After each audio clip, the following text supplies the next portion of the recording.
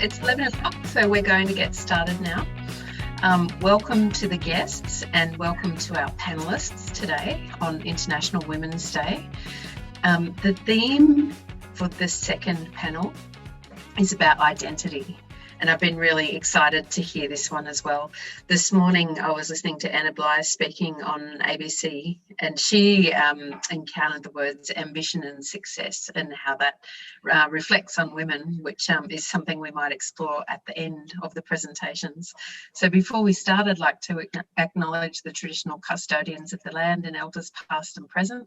And we're all in Gumbaynggirr country today in the mid-north coast of New South Wales. So the first speaker is going to be Lynda Marshall, and Lynda has been incredibly instrumental in helping us pull this together. So thank you, Lynda, and I'm going to hand it to you now. Excellent, and hi everyone and welcome, and happy Women's International Day today as well. So yes, I'm Lynda Marshall and I'm from Life Mastery now, and I'm a transformational coach and mindset specialist. So one of my passions is learning how to update the mind and reprogram it. And our topic today, as Kerry mentioned, is identity, and that's definitely one of the subjects that I cover. And the identity I also relate back to yourself, and it's the who am I? And from about the age of 35 to 55, I have a lot of clients come in and ask, who am I now, depending on what's happened in their life at that point in time. So we talk about a midlife crisis. Well, it can happen every 5 years if you want, but rather than see it as a midlife crisis, look at it as an opportunity for change, and learning to be more adaptable and responsive to that change is one of the things I help people with. So the question we often ask ourselves, or the things that I kind of hear, are things like, well, who am I now that I've had children? Who am I now that my kids have gone to school? Or who am I now that my kids have left school or left home? Or who am I now that I'm 50 and I'm not where I thought I would be financially? Or who am I now that my partner just left? Or who am I now that I have had an injury and I can no longer go to the gym? And then we'll ask Mel for some help there. There's all this question where we're always asking the who am I, that identity question. And so what I want to pose the question is that you can change what that looks like at any moment in any time. You're never stuck where you are. All right. So sometimes I talk about the feather, the brick, the truck. What is it that's going to wake you up to kind of shift that identity? Sometimes life will come and tickle a little feather and say, hey, wake up, it's time to change. It's time to change something within yourself or do something differently. And we don't listen. So then the brick comes along and we'll throw a few bricks at you and, oh, that one hurt and that one hurt, but we maybe still don't listen. So then we decide life runs you over with a Mack truck and flattens you, and then you have to listen.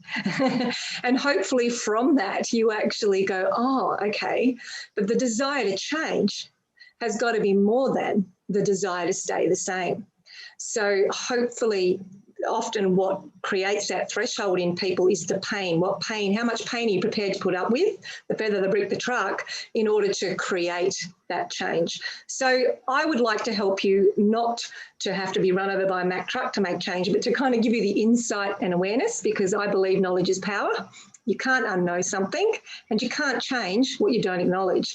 So hopefully if we, think about who am I now in this age and stage of our life, and what would we like that to be? And be okay with empowering yourself and reinventing yourself. But the one thing you need to also ask yourself is, who do I need to be to have that? Okay, because if someone said to me, Lynda, do you want to get a six-pack? Well, I know realistically, no, because I know what it takes to get that. And I actually am not prepared to do what it takes to have that. I want to be fit and healthy and flexible and fit as I age, but I'm actually not prepared to go and get a six-pack. So what is it that's realistic in relation to your goals or things that you're wanting? And who am I in all these different facets of your life? Like in my business, I talk about the 5 key areas of life mastery. So we look at self, we look at relationships, we look at money, we look at business, career, and we look at health.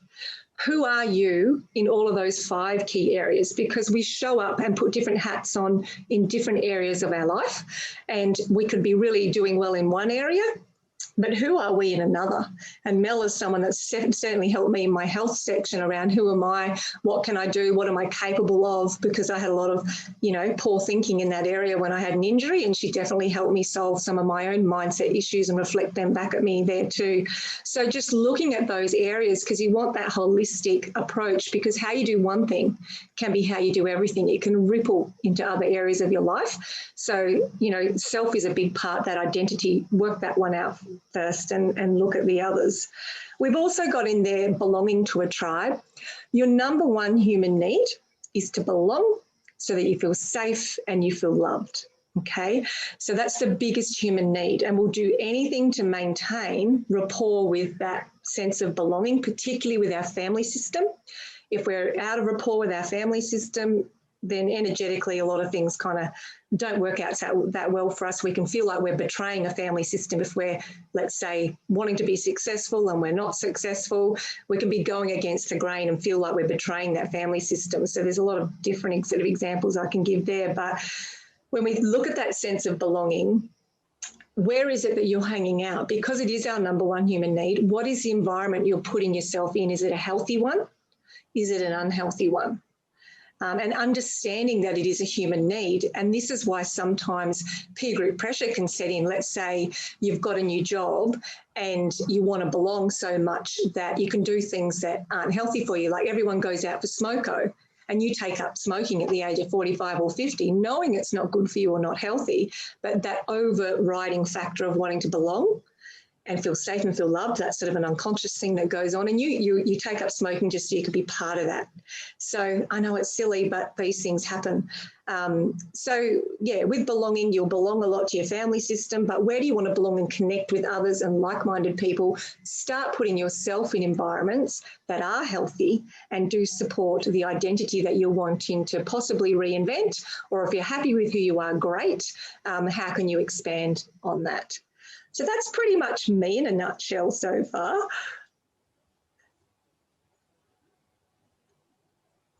I can't hear you yet. That's the typical Zoom thing. I just did it. I was on mute.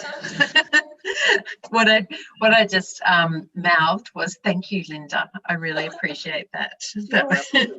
It was very useful, and I particularly like the bit about how you're showing up in one of those 5 areas. You could quite well be showing up in the others as well, yes, which is very interesting. Excellent. So Mel, we're going to hand over to you next. I will let you introduce yourself and then share some information with us about the topic. Great, thanks, Kerry. So my name's Mel Silvester, and I'm a clinical exercise physiologist. I'm based in Coffs Harbour. I work with a range of people, healthy people who just want to improve their fitness and their health, and people with injuries that need some rehabilitation, and those with some sort of chronic medical conditions that might need some exercise to manage those conditions. So look, there's actually quite a lot of crossover between what I said and what Lynda said and what I'm going to talk about today. So the first point that I'm going to cover are the factors that go into how we show up.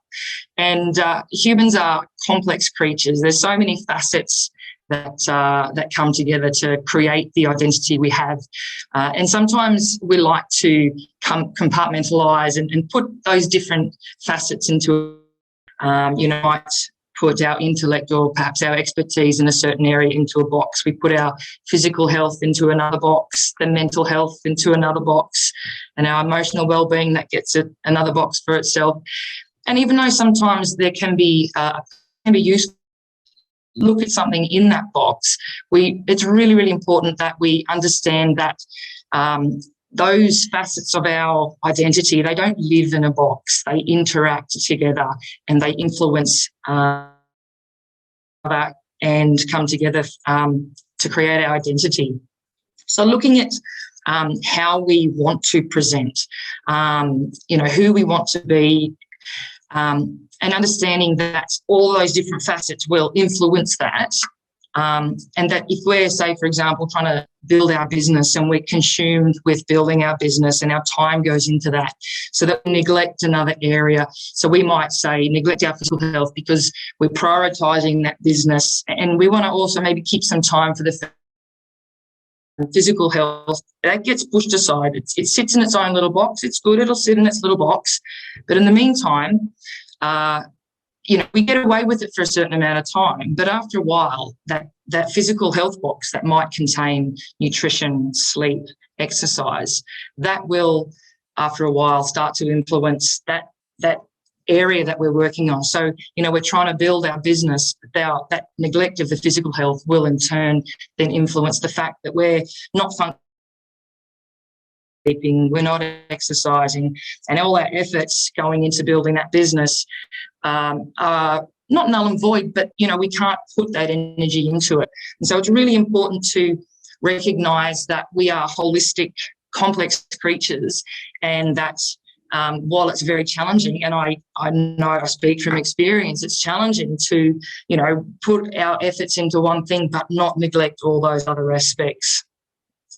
And the other point I wanted to talk about was the fact it's a choice. And Lynda touched on this as well. So why does it matter? Does it even matter how we show up? I personally believe that it does. And it's not so much about what other people perceive of us, but it's about the fact that how we show up, it's important from an individual perspective, from a family perspective, work colleagues, but also people that we might be leaders of or people who we might have an influence over. And an example, so I also do some group fitness instructing, and I teach cycle classes. It's one of my most favourite things in the world to do. So the people that go to these classes, so they pay to attend, and they deserve to have an instructor that is happy, energetic and motivated. So I might be having a really stressful week. I might be really tired. So when I turn up to that cycle class, how I show up is important. They paid for and they deserve to have that happy, energetic, motivating instructor. So I have to make the decision. I choose. So not a single person in that cycle room is going to know that I'm tired and stressed and not feeling motivated or energetic whatsoever. So they deserve that happy, energetic, motivated instructor, and that's exactly what they get, because it's not about how I feel, it's about what they deserve. So in that perspective, how I show up, it matters, because I'm leading these people in their pursuit. I have an influence to a degree over them, so it does matter. So the other thing I wanted to talk about was, with people who may be diagnosed with a chronic condition, medical condition, or may suffer an injury, and their perceptions around that condition or the injury, and whether, do they let themselves be influenced to the point where their identity is shaped by that injury or that condition, and knowing that, their perception around that condition or that injury is really important, because sometimes we'll put a limitation upon ourselves based on the condition or the injury. But is that limitation, is it a real limitation or is it perceived? Because quite often we will put a limitation on ourselves and say, well, we can't do X, Y, Z because of this condition or because of that injury. But quite often that's a perception rather than the reality.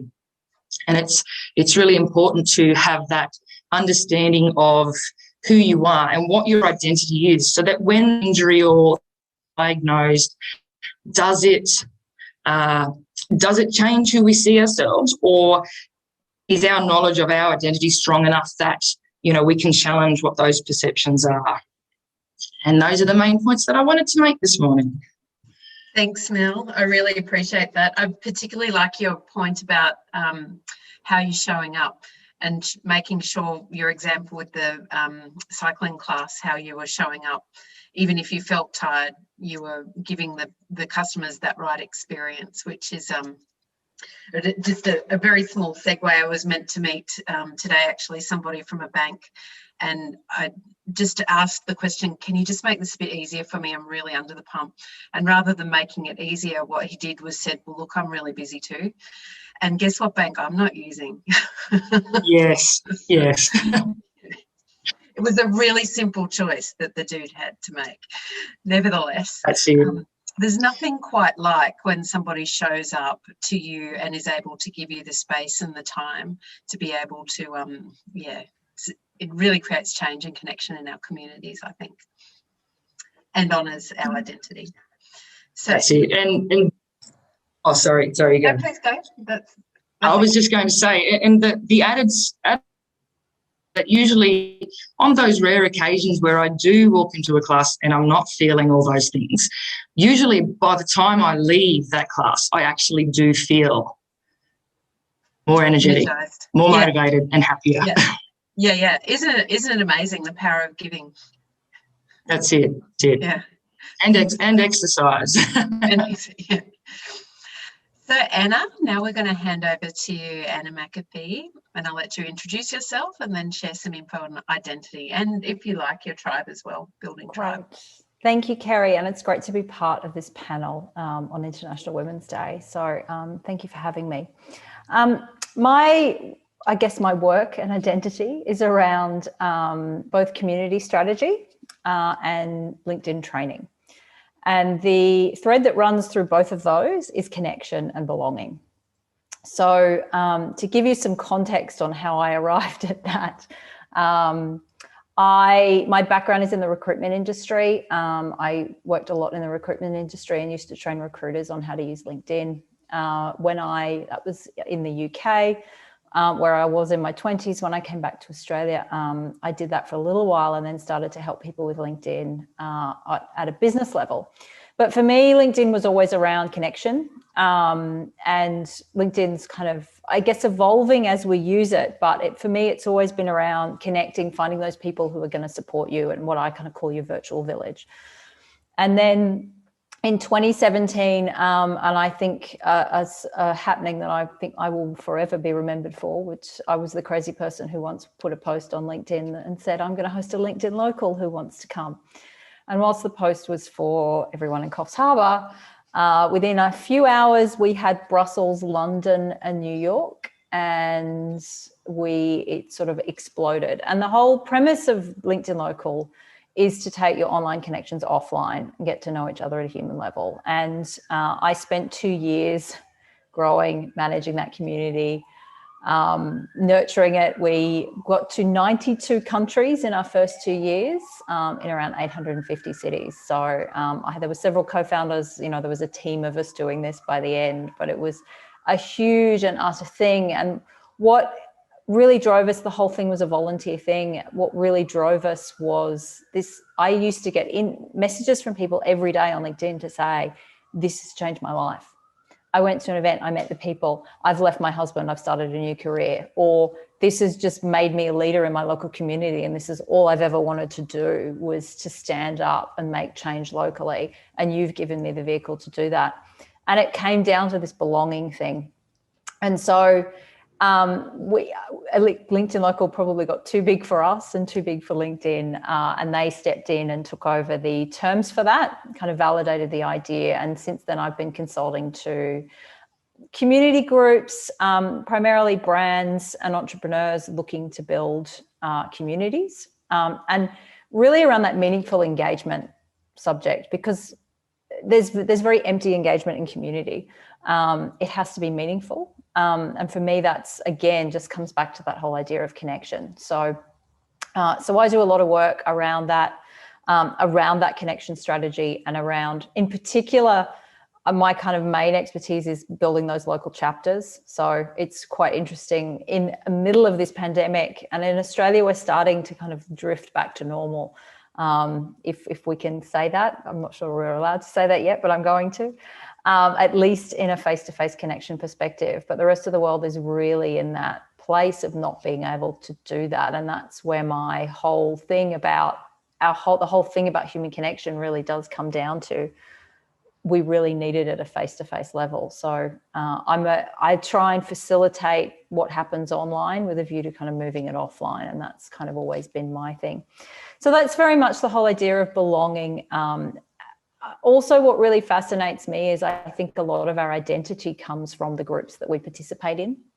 So be it online groups, be it volunteering, which I know was touched on the last panel.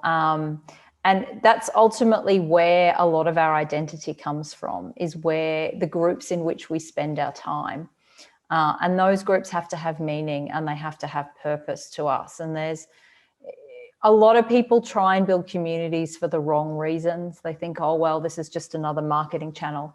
There's also a huge misconception of what a community is, because a lot of brands and even individuals say, you know, I have this community on LinkedIn, and that because they have 40,000 followers or something, but your community is not your following. Community has to have an interaction of people and a means for people to connect. And they have to interact. So people's followers don't interact with one another, which essentially doesn't make it a community. And so it's a really misconcepted thing. So when we're talking about, you know, the tribes that we build and who we surround ourselves with, I think community is a really interesting but often misunderstood and becoming more misunderstood. I saw an ad from LinkedIn this morning that actually talked about your communities you're following, and I almost reposted it and shared it, because I thought this is why it's so misconstrued. You have brands like LinkedIn who are completely missing the point. So for personally me, that whole experience very much shaped my identity and who I am. I have 2 young children, so I think I've gone through this. And that actually happened all at the same time. My kids were 1 and 3 when I started LinkedIn Local. So it really, I've had this huge shift. I published a book about it last year. So my works, I've had this huge evolution. But I think we all need to come back to that sense of who we are and keep questioning that. And there's also, a question I wanted to kind of raise that I heard last week on a podcast, which is, who are you without the doing? When you stop doing, who do you become, and who are you? And I think that's a really interesting question that we should all kind of continually ask ourselves. When we stop doing, who are we? That I'm still trying to figure out. So because I'm very good at doing and not very good at not doing. And so who am I without that? So that's pretty much me for the all intensive purposes of introductions. It looks like your 30-day video challenge might help you to answer that question. I think so, yes. It's very challenging for me. I don't love making videos. I particularly don't love editing them. Editing them is even worse than making them, but I'm putting myself out there because I'm just like, it's challenging, and I needed the challenge. That's a good reason to do it. I completely agree. So you've all just given me an enormous amount to think about. If we were to create a whole book on identity, I think we could find all of the chapters in this conversation. I've got a couple of questions for you. And incidentally, Lynda's just said to you, Anna, you're doing a great job at it though, Anna. Thank you, Lynda. So this is a question that I've been thinking a lot about lately. In our small regional communities, when you're a little bit different, sometimes you can stand out a lot more. And that might mean any kind of differences. Maybe you like your hair a different colour, maybe you have particular social beliefs, maybe you identify as a different part of a community. How do you advise people when they are sticking out a little bit to maintain that identity that they have and to nurture it, even when they might be stuck in an environment that doesn't support it? And as you answer, if you can think particularly about young women or young people, I'd appreciate that. Would you like me to ask the question again? I know it's a bit of a triple-barreled question. Yeah, you can. I mean, I think you sort of touching on the fact of like honouring yourself, but it's getting to know yourself too. And I find, oh gosh, for me, I mean, it's been a journey to get to know myself, and I'm still learning and growing and expanding and knowing myself. But I think when you've been through things, I think that adversity in life helps us grow. And through that, we start to learn who we are. And at the end of the day, it's being able to look yourself, the eyes are the window to the soul. So if you can look yourself in the mirror through your own eyes and say, Lynda, I love you, you're a great person. When you can actually say that without crying or looking away and all of that, like you've mastered getting to know yourself. It feels very uncomfortable. I've learned to feel comfortable feeling uncomfortable. And really just owning who you are. Like, don't apologize. You do you, everyone else is taken. So there's no point trying to compare yourself to anybody. You've just got to step into your own shoes, allow yourself to step into the shoes that feel too big at times and grow into them. And it's like an old pair of leather school shoes where they're uncomfortable and they feel tight, but then before you know it, they're your favourite, and really comfortable, and you don't want to throw them away. And just be okay with the fact that you will change and that you will grow. You're not going to be the same person as a young person, as a teenager.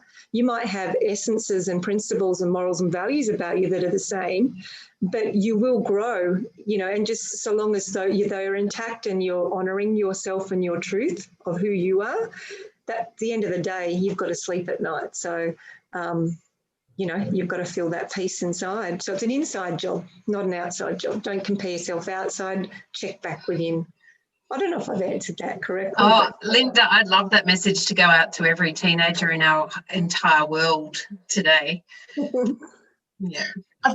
I also think it's important to acknowledge that it's an ongoing process and it won't actually ever end. So with practice, we get better at it, like we do with everything. But I believe that it's an ongoing thing. So, for example, I was in the police force for 10 years, and it's one of those jobs that your identity becomes your job becomes your identity. You are a police officer. You're not you. That's what you are. So when I ended up developing PTSD, as unfortunately a lot of police officers do. So I then had the challenge coming out of the police force to try and find an identity that wasn't a police officer. So that question that Anna asked before, which is so valid, what are you when you're not doing? So when I wasn't being or doing police officer work, what was I? And that was one of the most challenging things that I had to learn. And I believe that it's ongoing. So I've, created a new career through study, and, this was 10 years ago I left the police. So, but I don't believe that it will ever, the process I don't believe will come to an end. So, but just being sort of just accepting of that yes, it's hard and it's work, and you will continue to do that work and you become more accustomed to that work.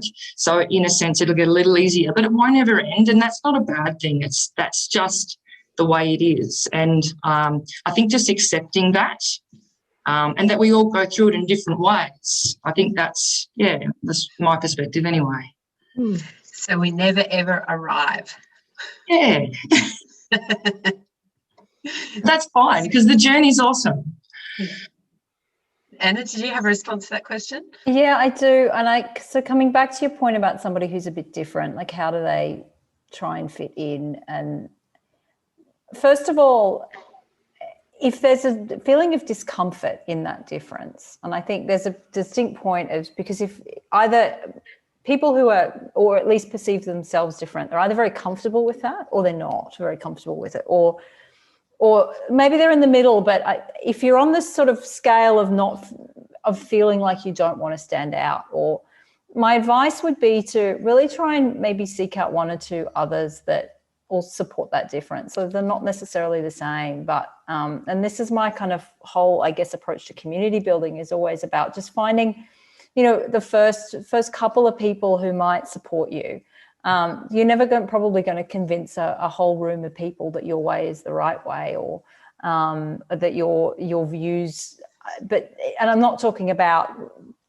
just talking about finding comfort in one or two others around you, which may help you get that voice. And to give you an example of this, I've seen this in my daughter, who's 7, who interestingly 6 months ago, the word belong kept coming up I don't talk about it much, but she kept saying, Mummy, I don't feel like I belong at school. And that's when I start going, whoa, okay, at 7, this is an interesting thing. And one thing that's really helped for her, and I know this is an extremely young example, is just finding one or two people who have a similar interest to her, because she never felt like, because of her interests, that she belonged in those bigger groups of girls or in that club or whatever it is at school. And so just finding one or two people, and she's become a much more self-assured person since that's happened. And so even just finding some sort of commonality with people or the groups that you're in, just to kind of, I guess, build that confidence would be the first thing. And the second thing I'd say, if you are very confident about it and you really want to voice that difference, is be open to new ideas, and other people need to be as well. We all need to hear different voices and different opinions, and that discourse is really important. So if you've got something to share, then share it, but obviously be mindful of the way in which you're doing that, and perhaps not an aggressive way, but in a very assertive, much more assertive way. Thanks, Anna. And that's a really good segue to the next question, which is about good girl syndrome and how that plays out in identity. So that's being discussed a lot in the media at the moment. And potentially we have our Australian of the Year Grace to be able to thank for that as well. Kylie also mentioned in the last panel about questions that we need to be asking, even if they're uncomfortable questions. So good girl theory, of course, being in the realms of women should say nice things, be nice things, not cause trouble, not cause problems, etc., and not call out things. So what's your advice if somebody feels like they're experiencing that, how to shift aside from that good girl syndrome, and should we? Again, I think that comes back to honouring yourself, and honouring yourself is having a voice. Everyone deserves to be heard. And I think that's probably one of the hardest things a lot of people find. I know myself, I found it very difficult. I didn't have a good self-esteem or self-confidence, and it took me a long time to learn to have a voice.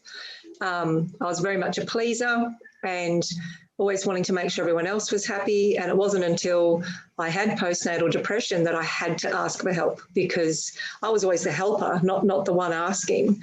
But I had to learn to find my voice, and I had to learn to sort of say.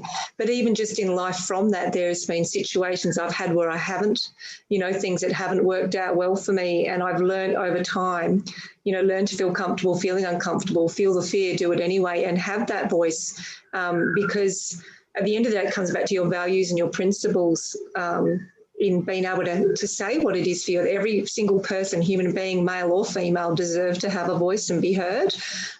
So I think if we honour that in ourselves again, that's checking in within you and feeling what that feels like. Does it feel off, or does it feel right? And just have the courage. And the more you do it, the more vulnerability you show, the more courageous and brave that you do feel. It's like a muscle. The more you use it, the stronger it gets. So encourage people to do so. Thanks, Lynda.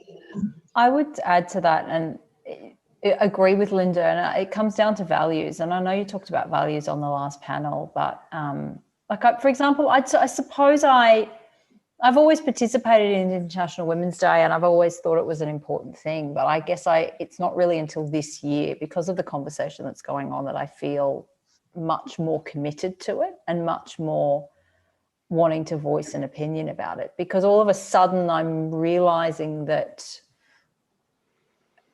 society it's not fitting with my values. Whilst, on my own day-to-day basis, I'm not seeing a lot of the discrimination. It's out there, and it's a huge challenge. And I think the conversation that we're having in the media right now is a really important one, and we need to be. So I'm somebody who, I guess, is feeling a little less good at the moment, and that's unusual for me, because I have always been the good one. I try not to rock the boat in any situation, but all of a sudden I think I think it comes with confidence, and for me that's come with age. Not that I don't consider myself particularly old, but I'm certainly not in the young category. But yeah, it has come from a confidence perspective, and it's also, and even in a say a social media way, which I guess is my example, I've always thought, oh, well, I don't really want to post about this because that's a bit controversial. And then now all of a sudden I'm thinking, well, why am I bothered if this causes someone offense? And surely it's better to raise the issue and deal with a little bit of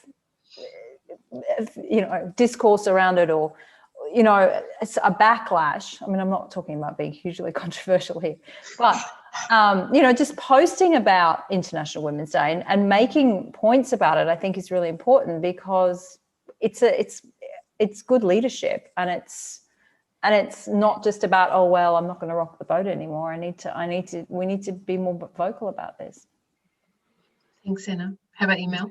Yeah, look, I agree 100% with both Lynda and Anna, and I think Anna really hit the nail on the head there with saying that it comes with confidence, because it's not easy. That's the reality. Like, I fall into the same category. I've been the people pleaser, the good girl my entire life, and it's only with that confidence, and I think that confidence it stems from having that confidence in our identity. So if we can stand firm in who we are and our values, then it gives us the confidence to then speak out.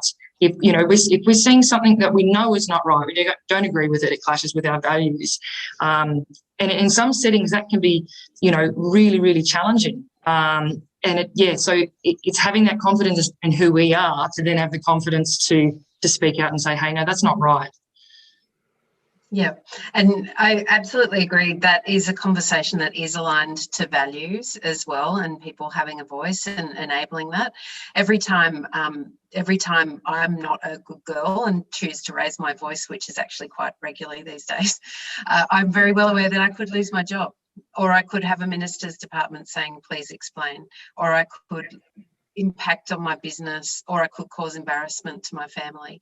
So juggling those things, it's things that we all have to do every day. But what I remember every time I raise my voice for a point on social justice or calling somebody out, I'm providing an example for my two daughters and my son about how I want them to live their lives as well, and to feel that they don't need to be silenced. And that's how my parents raised me as well.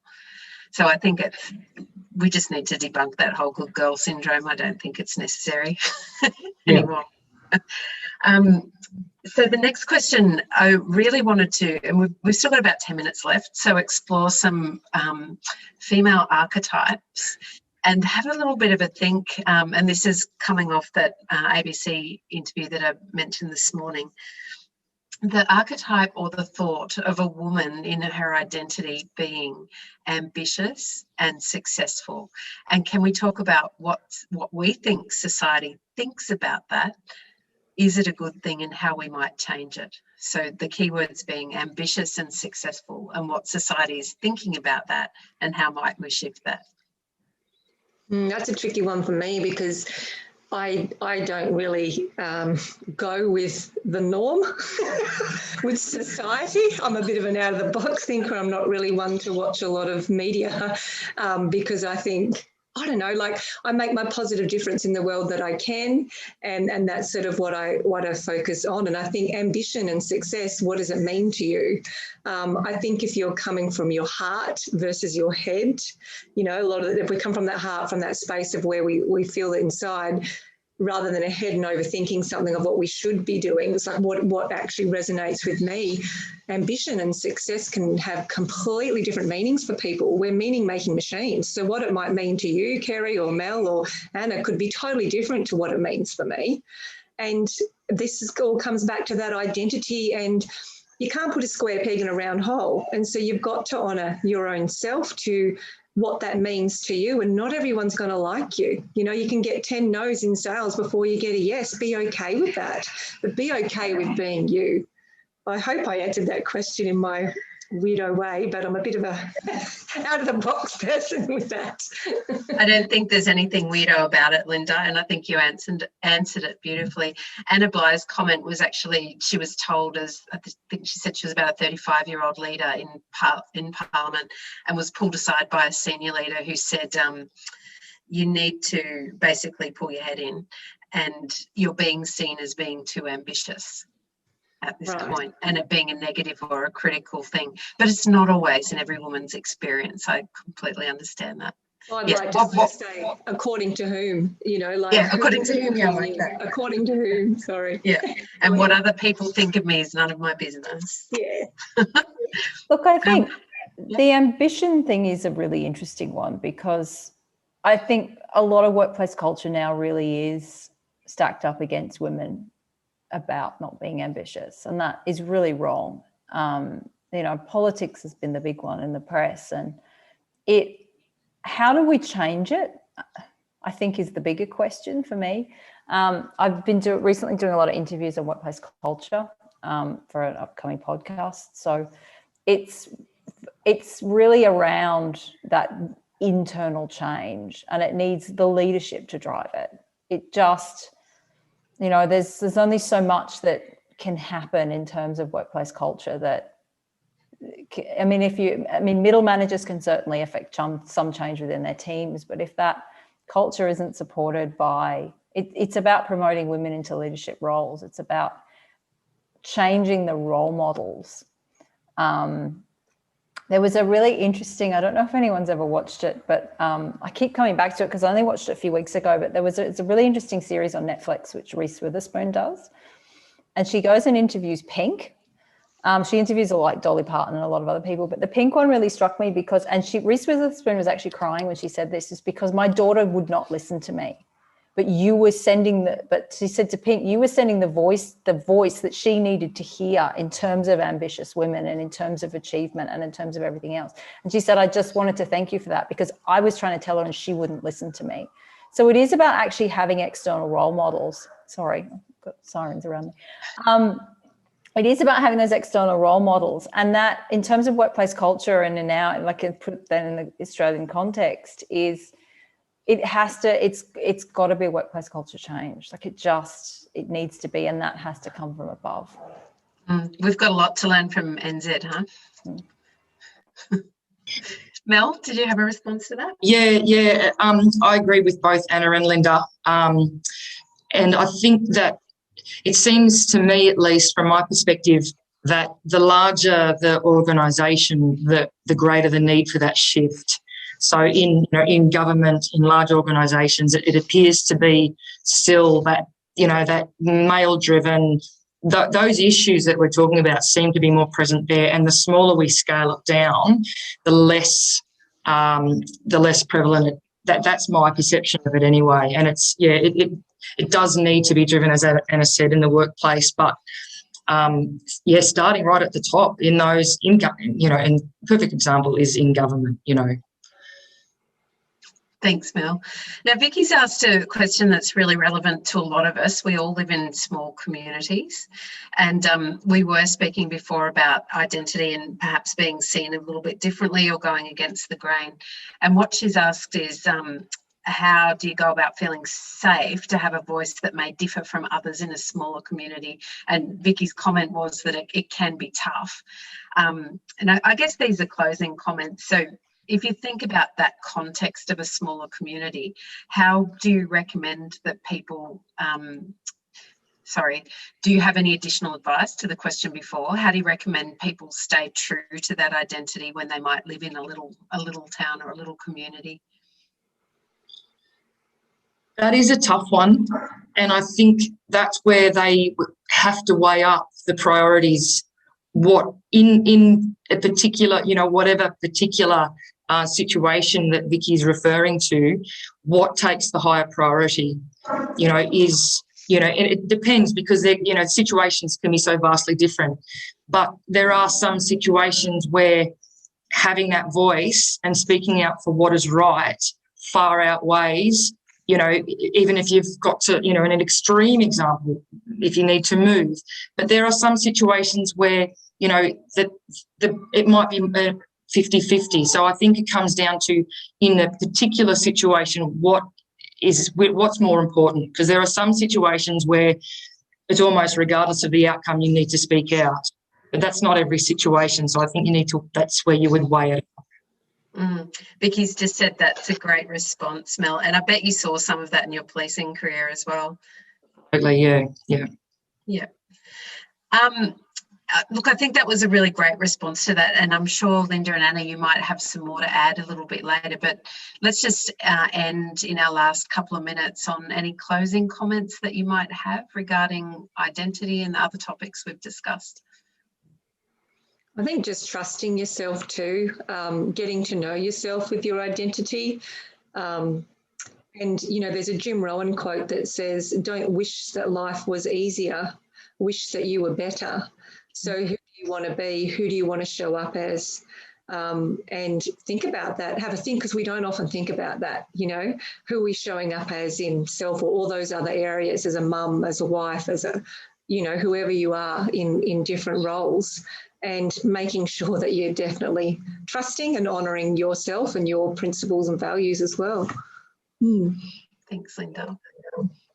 I think the power that we have in choice, so knowing that, you know, we choose our identity, we choose how we show up, regardless of what may be happening in and around us. We have that power of choice. I think it's really important to remember. Thanks, Mel. I have a builder banging below me all of a sudden, so I'm going to be really brief because you're going to hear half of this. But I would say it comes back to values as well, to add to all those points, is know your values. Do a bit of research online about values. I mean, there's a ton of stuff out there. Brené Brown does some of it in her Dare to Lead book, and there's a lot of things around values. And so if you're going to speak up about something, decide, does it fit with your values? Does it, you know, and also don't take on something that's just going to push you too far, if that makes sense. You know, I've learned that as a mother. I pushed myself way too far, and I couldn't, you know, it really affected my relationship with my kids because I was ambitiously pushing for something. So yeah, in a way, do pick your battles. I just saw that comment come up. Yeah, thanks, Jo. Yeah, and I'm not saying don't do it, but just really consider yourself and, you know, where you're at. If you do want to have that different voice in the community, just, you know, make sure you're in the right place to do that in the first place. Thanks, Anna. So I'd really like to thank all of the panellists today. I really, really appreciate you and that you've taken the time out of your day to do this, to be on the panel. Whether you're listening now or listening as a recording, I also want to thank you for joining us to celebrate International Women's Day. Lynda Wells says it's a great session, and Jo says thank you. Happy International Women's Day. Now, just some key take-home points that I've written down. So I really like this one about who am I now, and continuing to ask that question, as you said, Lynda, and as you said, Mel, I reflected as well that you never really land. It's a continual process of working out who you are now. I like the idea of creating their environment when you're putting yourself in the right place, and whatever it is that you need to safely do that, and that it's not always possible, but staying true to yourself is something that is important in those times. Choosing to give value to the situations you show up in, whatever that might mean, and that giving can actually make you feel in a more positive mindset. That groups are about meaning and purpose, and I like this, Anna, that community equals connection as well, as opposed to your followers and the amount of followers that you have, no matter what bigger companies may say. And I think we'd have to end on this question: what are you when you're not doing? Thanks, Anna. It's a really good question, probably one I'll be asking myself as well. So that brings us to the end of the session. Thank you all so much. If you're listening, you will need to log back in to our third session with Lynda Wells and her panel. And thank you all again, panellists. I will see you soon, I'm sure. Thanks, Kerry. Thanks, Kerry. Thanks, everyone. Have a great day.